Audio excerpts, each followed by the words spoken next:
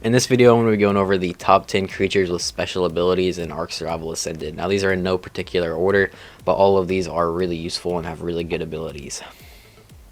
Number 10 is the Shoulder Pet. This one actually has two abilities. The first one is it has insulation, so it'll keep you nice and warm in the cold, but it also has the ability to hold artifacts, which is its main use, is it can hold as many artifacts as you want, and it's the only creature in the game that you can actually put artifacts in its inventory.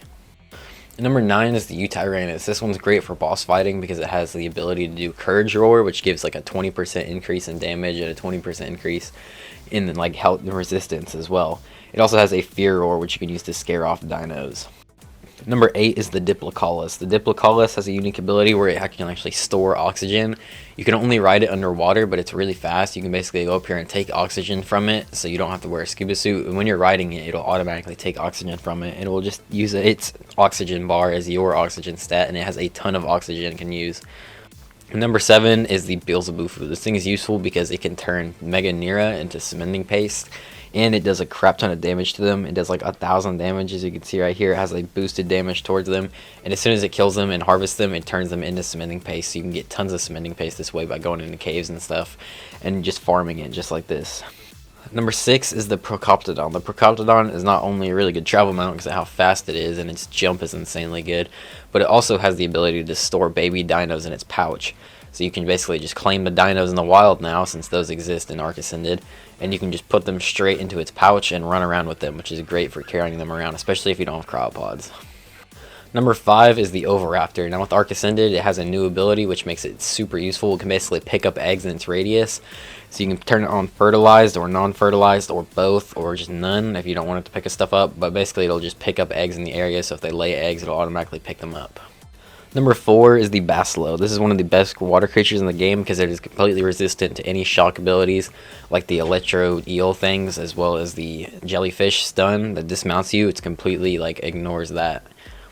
Number 3 is the Iguanodon. This one is a great starter tame because it has ability where when you walk on its 4 legs, because you can swap between the 4-leg and the 2-legged walk. When you walk on 4 legs, it does not drain stamina and can run infinitely.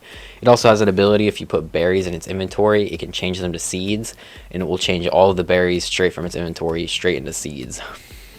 Number 2 is the Utyranis. Now, seemingly this thing doesn't really do much because you can't ride it or do anything, but it actually has a mobile AC unit. If you take fertilized eggs, as you can see in this example right here, I put it on the ground. It's not egg incubated. It's just a regular X egg, and it's not incubated because it's too warm or whatever.